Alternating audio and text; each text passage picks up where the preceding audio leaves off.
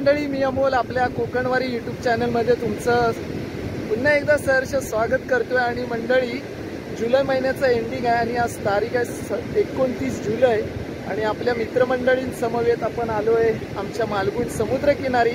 सुंदर अशी संध्याकाळ वाजलेत, 5 वाजलेत आणि पावसाने थोडी उसंत घेतलेली आहे, मोकळं असं वातावरण आहे। आणि मित्रांनो, पावसाळ्यामध्ये या समुद्र किनाऱ्यावरती मासे पकडणाऱ्यांची लगबग असते, म्हणजे पागाच्या साहाय्याने मासे पागणारे खूप जण असतात। त्याच्यामध्ये बोएट मासे म्हणजे बोयर मासे खूप भेटतात।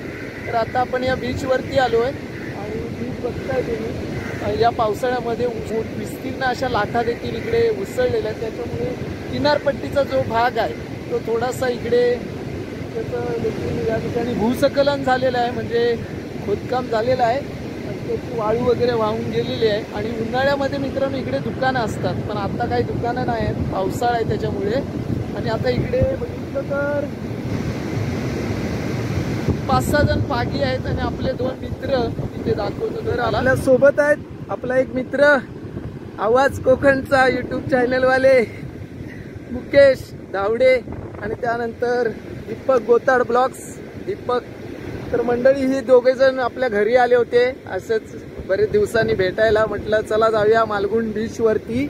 आणि आता इकडे बघताय तुम्ही मासे पागण्याचा काम चाललेलं आहे। आपल्या मालगुण भंडारवाड्यातली मंडळी आहे, इकडे मासे पागतायत आणि ही सुंदर अशी लाट आली बघा।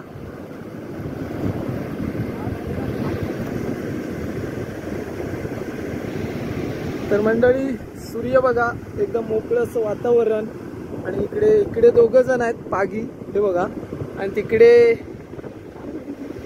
6 जण आहेत। आणि आताच या ठिकाणी चेतन बोरकर, आपल्या मालगुण भंडारवाड्यातला, जो क्रिकेटमध्ये एक चांगल्या पद्धतीचा खेळ दाखवतो, तो इथे मासे पागण्याचं देखील काम करतोय। आणि त्याला आत्ताच काही क्षणापूर्वी इथे एक शेडा गावलेला आहे। तर मंडळी, तुम्ही पाहू शकता शेडा कशा पद्धतीने असतो। शेडा म्हणजे मोठा मासा, बोयर माशाचा मोठा मासा। आणि हा आमचा मालगुणचा समुद्र किनारा।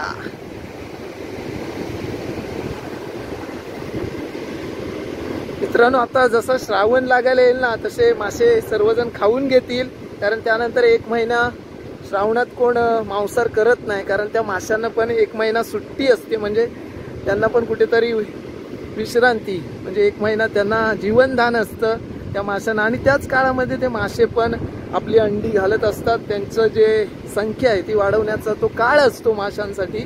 तर मित्रांनो, श्रावण 4 की 5 तारखेपासून लागणार आहे। आणि आता बघूया इथे पाक टाकले गेलेत, कोणाला किती मासे भेटत आहेत आपण बघतोय। सगळी मजा ही मालगुण बीचवरती चालले। आणि मित्रांनो, इकडे कावळे पण आलेले आहेत या किनाऱ्यावरती, कारण मासे वगैरे येतात किनाऱ्यावरती, बारीक बारीक ते खाण्याचा प्रयत्न चाललाय।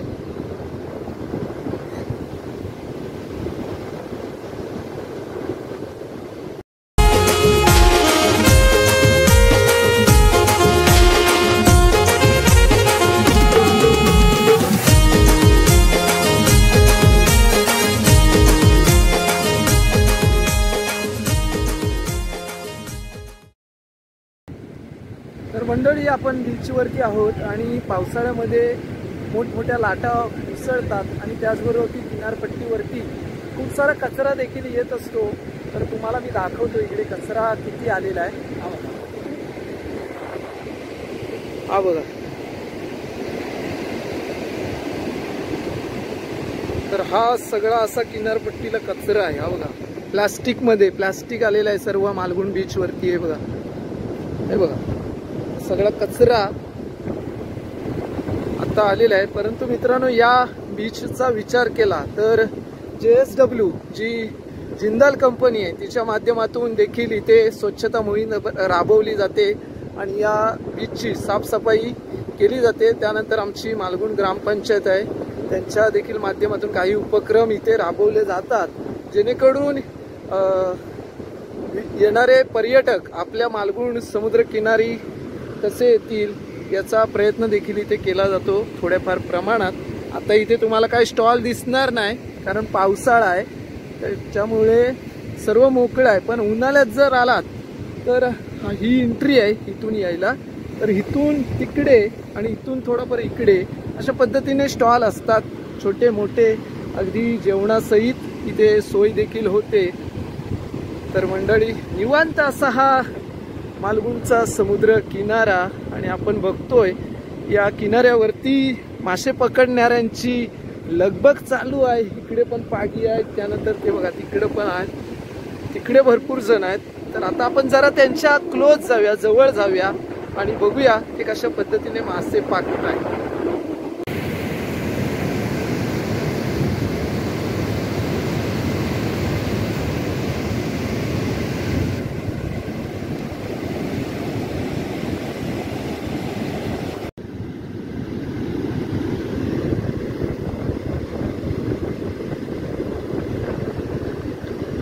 तर मंडळी, इथे मासे पकडण्याचं काम चाललेलं आहे आणि हे जे आमच्या इकडचे मासे पकडणारे आहेत, ज्यांना चांगला अनुभव आहे,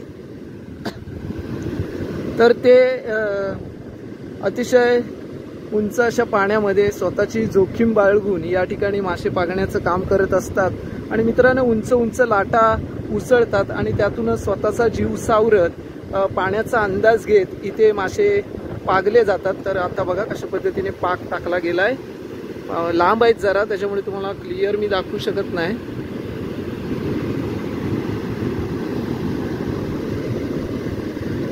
आणि मित्रांनो, येणाऱ्या लाटेमध्ये मासा कुठे आहे याचा अंदाज घेतला जातो आणि त्यानुसार मग त्यावरती पाक टाकला जातो। कधी कधी एका पागामध्ये भरपूर मासे भेटतात, तर कधी कधी पाग रिकामा देखील वरती ओढावा लागतो। अशा पद्धतीने इथे पावसाळ्यामध्ये हे मासे पकडले जातात। या आधीचा महिना जर बघितला जून मध्ये, तर इकडे गर्दी होती, गर्दी जवळजवळ 25 ते 30 जण पागी या बीचवर असायचे मासे पकडायला। पण आता कमी झाले थोडे आणि पुढच्या महिन्यात त्यापेक्षा कमी असतील, कारण श्रावण लागतोय।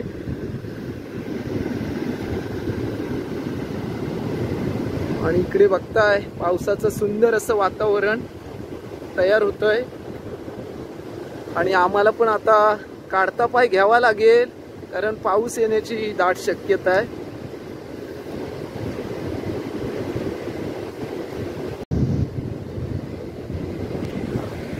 आणि मंडळी, आणखीन एक गोष्ट तुम्हाला सांगतो, या समुद्र किनाऱ्यावरती उबळ्या देखील भेटतात। तुम्ही म्हणाल उबळ्या म्हणजे काय, तर जे मुळे असतात, मुळे याचाच एक छोटासा भाग, त्याला आम्ही उबळ्या म्हणतो, त्यातली उकडवून माष्ट काढतो आणि मग कांदा खोबरं टाकून मस्तपैकी लागतात। तर त्याचा पण व्हिडिओ कधीतरी आपण करू आता।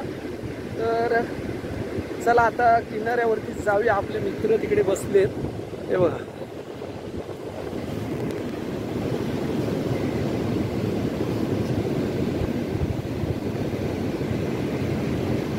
तर या दोघांचं इथे फोटोशूट चाललंय मुख्याच्या कॅमेऱ्यातून, कारण मुख्याचा DSLR असा कॅमेरा आहे, एकदम क्लिअरिटी चांगली देतो।